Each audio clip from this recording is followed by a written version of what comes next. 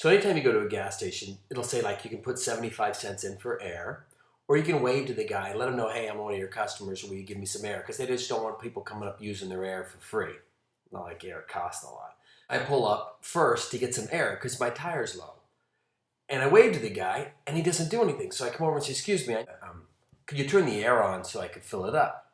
And he says, the air is for paying customers. The air is for paying customers. I said, look, I'm a paying customer. I only have a Shell card. All I go to is Shell. He says, there's 7 Shells in town. I never see you. You could go to any Shell you want. I don't get anything when you go to the other Shells. I just need some air. I'm going to fill up some air and get some gas.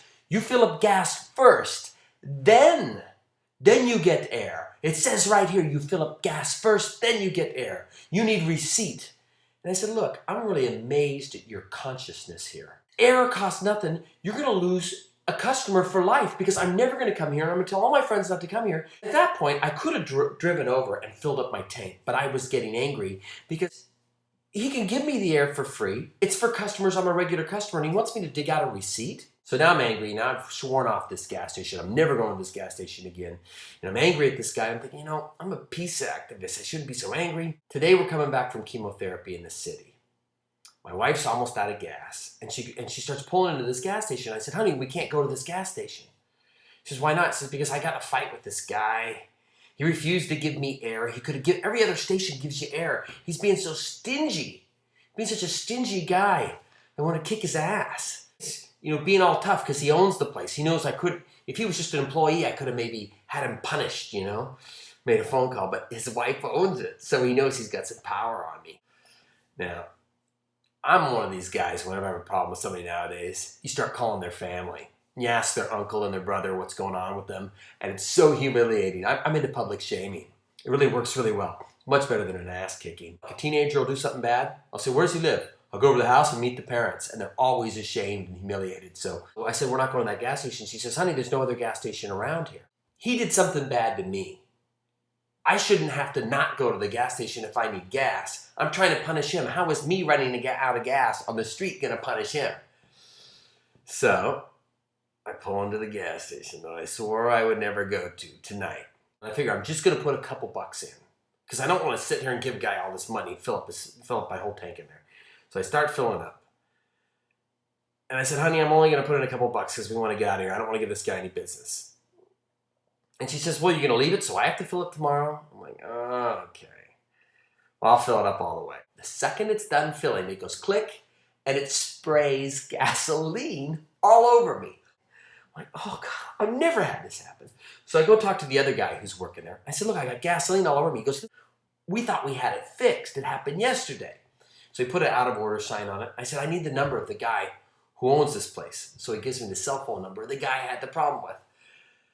So I call the guy up. He doesn't remember me because it was a few weeks ago. And I said, I got gasoline all over me. I got $200 shoes, $500 jacket.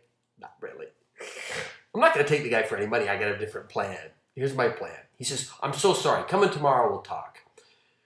So I'm going to go over tomorrow to the gas station. And I'm going to tell him, I got all this damages, but you know what? I don't want any money. I want you to change your policy. When someone comes up and waves to you, just give them the air. You're going to win more hearts, more minds. I hate to impose my will, but I didn't want to see this guy again ever. I was done with him. Cosmically, why would I get drugged back to this gas station and then get gasoline all over me and then have damages? If he gets angry, I'm not going to stiff him for $700. I'm going to say, look, I got damages. I got this dry clean and all this stuff.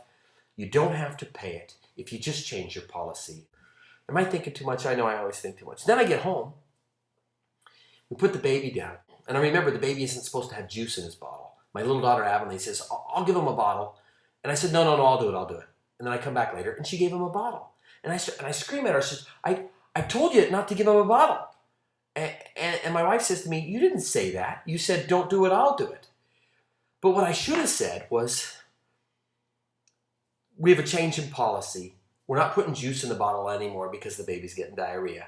I should have made that clear to my daughter, but I didn't. Instead, I told her not to do the bottle, but she did it anyway, thinking I was just trying to be nice to her by saying, don't give the baby the bottle. So I end up yelling at my daughter. My wife tells me I have to apologize, or that I should apologize. So, and apologizing to your child is so awkward. And I don't have to do it very often. But I said, I'm sorry. But I guess it's good for my kids to hear me apologize. Then maybe they'll be more inclined to do it in their lives.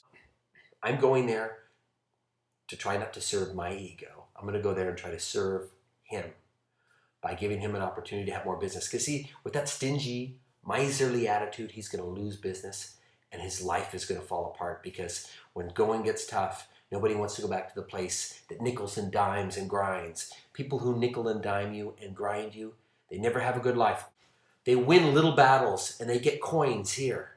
But when the big deal comes, when the $1 million deal comes, when the fortune is ready to come your way, it won't come your way, because people say, no, don't. That guy's a grinder. That guy's stingy. Stay away. And he'll miss all the greatest things in his life, and he'll never even know why. And I want to try to explain that to him, because I got a little leverage because I'm soaked in gasoline. I'm driving home, my wife's like, you just reek of gasoline. Well, it had to be.